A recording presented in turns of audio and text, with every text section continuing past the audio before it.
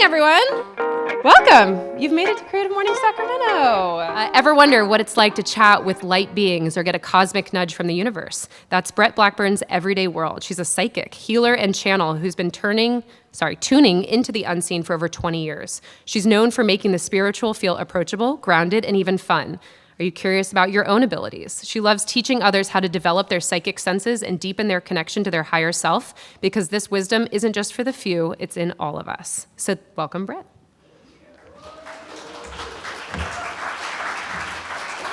Okay, thank you to Creative Mornings and Urban Hive for being such a cool space and event for us to come together today. So, have you guys ever had like a quiet nudge or a feeling like a draw to something, like something just felt right, even if it didn't make any logical sense?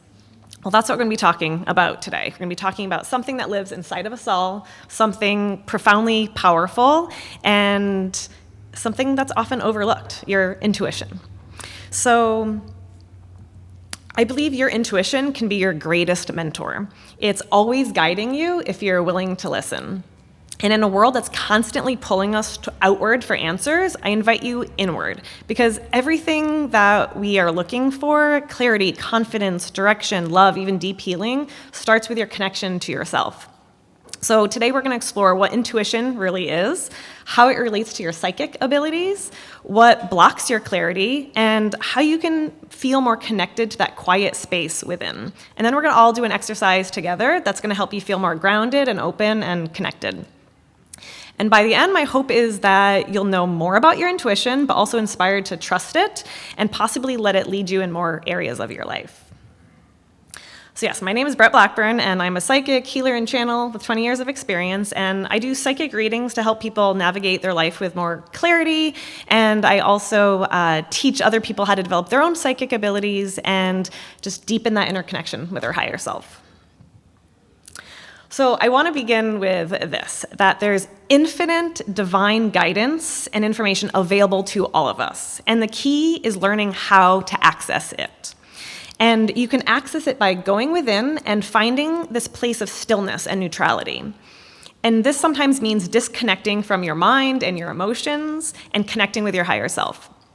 So whether you're seeking clarity in your everyday decisions or even just giving guidance to a friend or doing a psychic reading, it all begins with accessing that inner space. And the space is always available to you. And this is what I love teaching about because it's powerful, it's timeless, and it's available to everyone. And even with how quickly our world is changing, I can't imagine a time where this wouldn't be important, because to me, it's my most valued skill. And it took me a really long time to call myself a psychic because it can sound so woo-woo, especially if you don't know what it means. And so I want to clarify the word psychic. The word psychic is actually an umbrella term. It's the ability to tune into energy and people using any of your extrasensory abilities. And a lot of people think psychic is being able to tell the future, but that's actually something called precognition, which is only one small part of all of your psychic and intuitive abilities. And believe it or not, you are all psychic too. And you might just not know it yet, and some of you I'm sure do and love that about yourself, and some of you might know that, but you don't talk about it because you think it's weird, or that you think somebody else might think you're weird. But I want to kind of normalize being psychic and using your intuitive abilities because we all have these innate abilities, and it's just a natural part of being human. So it doesn't have to be weird anymore. It's not weird, or it's a good weird, I don't know. But just remember, your psychic intuitive abilities are within you. It's a muscle in your body just like any other. And the more you use it, the stronger it gets. So what is intuition? Intuition is knowing or understanding something without reason.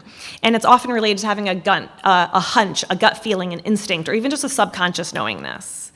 And it's important for you to know what your intuition feels like because it's a little bit different for everyone.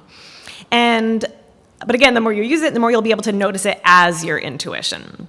And that's the first step. It's being able to recognize and know what it feels like. And then the next steps are actually about listening and trusting and taking action.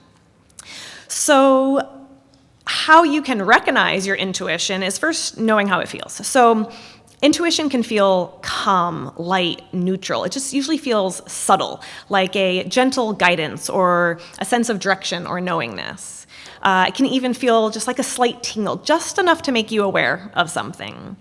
It can also feel like a sense of yes, no, or this feels really good, or something feels off. It could also feel like familiar or innate to something that's always been you. And then also, it can feel like just like a fleeting thought, like a in one ear, out the other, especially when it comes to the little things, the small things in your life, like grab a jacket.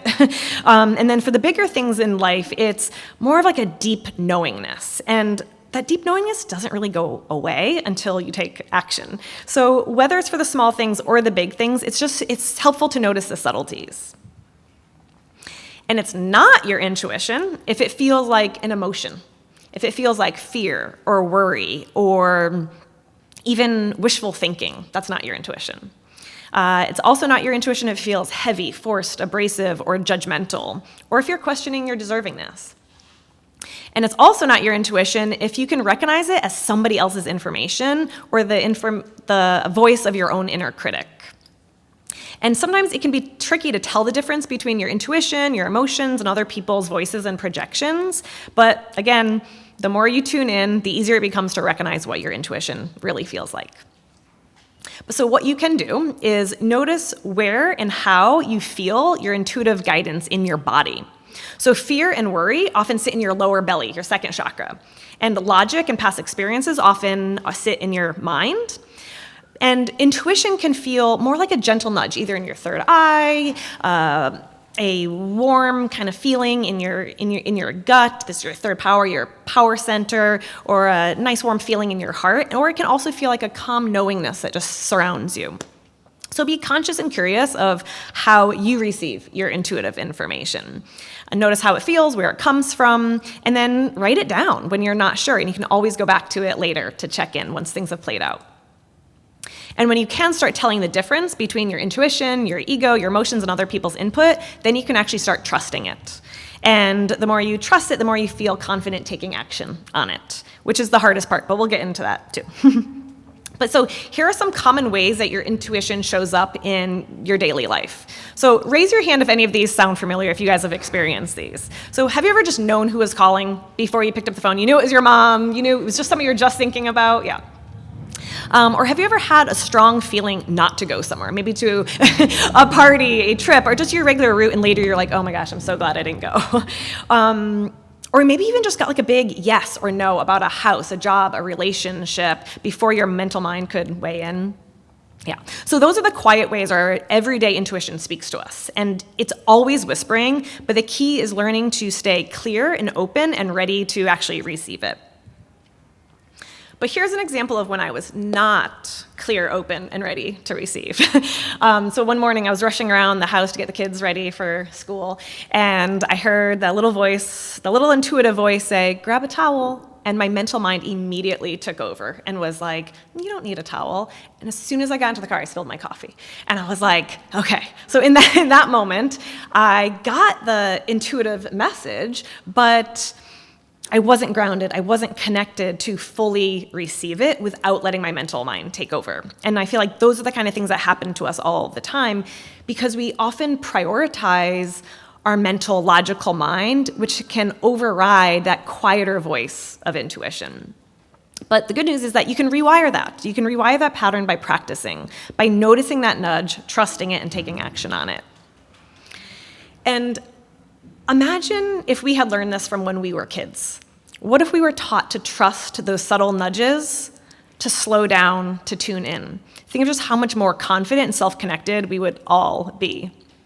And that's why I think it's so important to teach this younger generation about intuition. And even if it's simple guidance, like if something feels off, trust that feeling. If you feel weird about someone or something, going to that party, getting into that car, just trust that. And I think this teaches, kids, but everybody to trust themselves. And that self-trust can build a foundation of confidence and even safety for a lifetime, and which is invaluable. And even as adults, encourage each other. If you have a feeling that something isn't quite right, it deserves your attention. If your intuition says this relationship isn't right, don't marry them. Call me, we'll figure it out. I do love doing relationship readings. Side note, I had a client one time that said, Brett, you could have the answer to world peace, but I'd probably still ask you about my current boyfriend. And I feel like that sums it up. Like, no matter what's going on, it always comes back to love. So, okay, so one more thing about intuition. Know that when it is your intuition speaking, especially for the bigger things in life, and you're not listening, that quiet nagging feeling doesn't really go away until you do something about it. And you can brush it under the rug for a little while, which I'm sure we've all done, but it always finds a way to resurface again. So the longer that you ignore it, the more entangled things become, and the harder it is to untangle yourself later.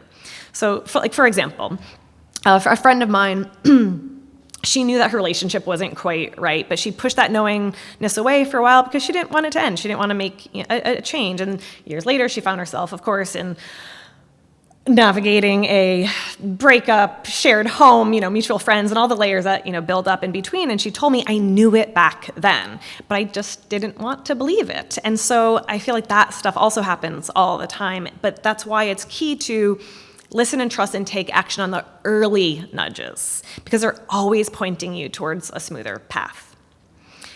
And also helping you avoid that stress and confusion and, bless you, that heartache, later on.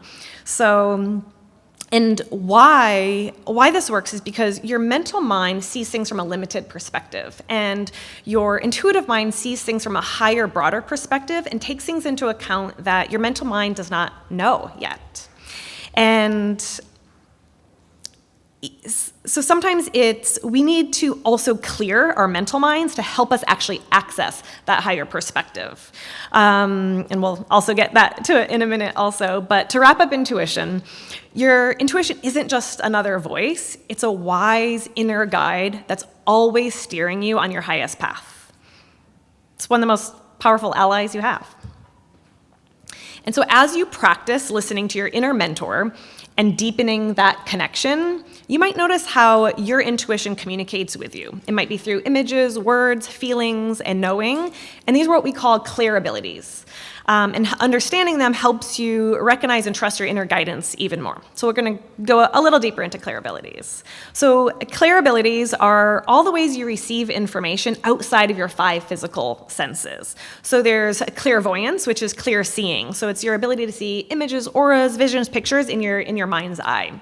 There's also clear audience, which is clear hearing, and that's your ability to hear even voices, music, sound, words, inaudible to your physical ears. There's also clear cognizance, which is just a clear knowing, when you just know something, usually connected to your 7th chakra, which connects you to everything beyond. And then there's clear sentience, which is clear feeling and sensing. And this is also your ability to feel your own emotions of others. Empaths use their clear sentience a lot. And then these next 2 are part of clairsentience, but more specifically, they're called clairalience, which is clear smelling, and clairgustance, which is clear tasting, which I know kind of sounds crazy, but it's doable. So I'll just give you a quick example of how information might come through these different clair abilities. So if a client of mine was asking, Brett, what do I need to do to feel healthier? If I was receiving it through my clairvoyance, I might see a picture of an orange. If I were to use my clear audience, I might hear, she needs vitamin C. If I were to use my clairsentience, I would maybe feel or experience the peeling of an orange, or smell the orange, or even taste the orange. Or I might just know, oh, she needs vitamin C. So the more you use a specific clear ability, the sharper and more efficient it becomes to tune in. So no matter what pathways your information comes through, accessing your higher information begins with stepping away from that busy mental chatter and shifting into a more quiet, neutral space within. Because your higher guidance comes in more freely when you create a clear, open inner space that's free from your racing thoughts and other people's energy. And that's also why people sometimes say you do your best thinking, or best insights come when you're in the shower, because you're open, you're clear, your mind is relaxed and ready to receive. It's spacious. So, and that peaceful receptive state isn't just for psychic work, it's just a really nice way to live your everyday life, clear, open, and ready to receive. So if you want to strengthen your receptivity, one of the simplest ways is to practice with the small everyday moments, so you are ready to take action when the big decisions come up. So take something as simple as deciding what to eat. That classic back and forth conversation, what do you want to eat? I don't know, what do you want to eat? And so instead of that, that verbal ping pong back and forth, just take a moment to check in, to take a breath, connect, and truly ask yourself, what do I want? And actually speak it out loud. I want sushi for dinner. And I know that might sound like the silliest, smallest little thing to do, but it really is a powerful way to strengthen your ability to listen and trust and act on your inner guidance. And that's how your relationship with your inner self continues to deepen. And when your higher self knows you are listening, oh, wow, okay, 5 minutes, okay. And honoring what you receive, the guidance becomes clearer, stronger, and more consistent. But that can still feel blocked sometimes. So real quick, we're gonna go over the 3 things that block you. It's your mind. It's an overactive mind tries to plan, analyze, and overthink, which clutters up your space to receive your intuitive guidance. And your emotions, when you're overly empathic, when you're overwhelmed by energies and emotions around you, or you're getting too caught up in what's going on, in the world, it can blur the line between, what's yours and what's not, making it harder to hear your inner voice. And then thirdly, when you're not present, whether you're ruminating in the past or jumping ahead into the future, it's hard to receive your guidance when you're not present or grounded. So you want a quiet mind, grounded energy, and your full presence. So there are simple ways that you can feel more clear, more grounded, and truly connected. See the pretty pictures? So do you guys want to do a little quick exercise together to feel more connected and grounded? Okay, good. Well, these are what I call the essentials, and they're simple practices that you can do every day to feel more connected, grounded, and clear, and to help you actually tune in. So we're gonna ground our energy, we're gonna clear anything out of our space that's not, yours, and then you're gonna call in your highest vibration. So you can definitely spend more time on these daily, but we're gonna do like a quick 3-minute version of these today. So if it feels comfortable, everybody close your eyes for a moment. And everyone just take a deep breath.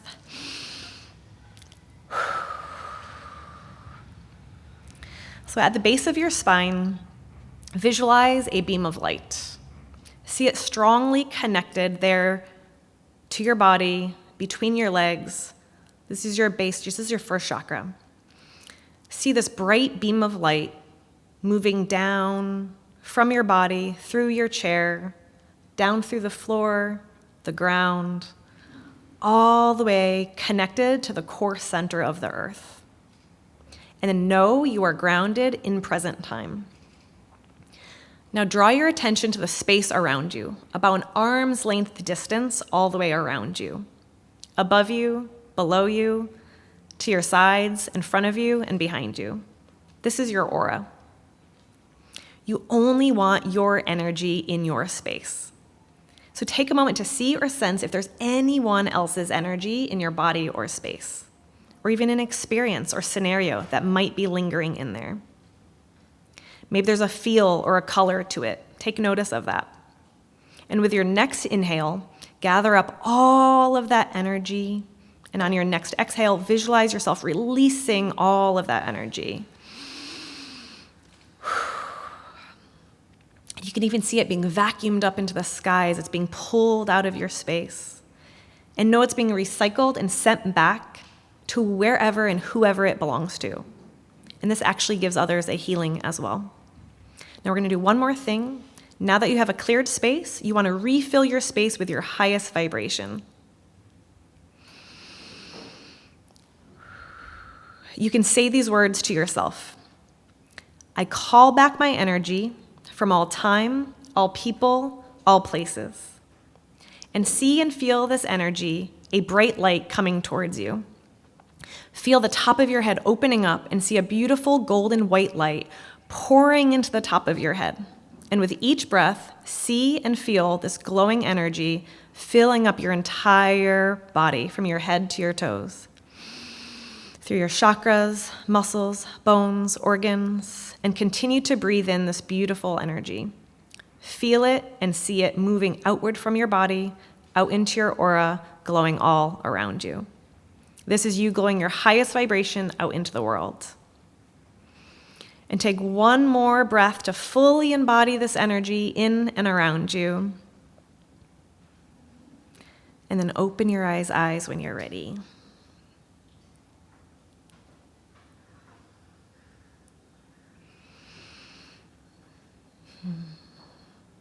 And so this, how do you guys feel?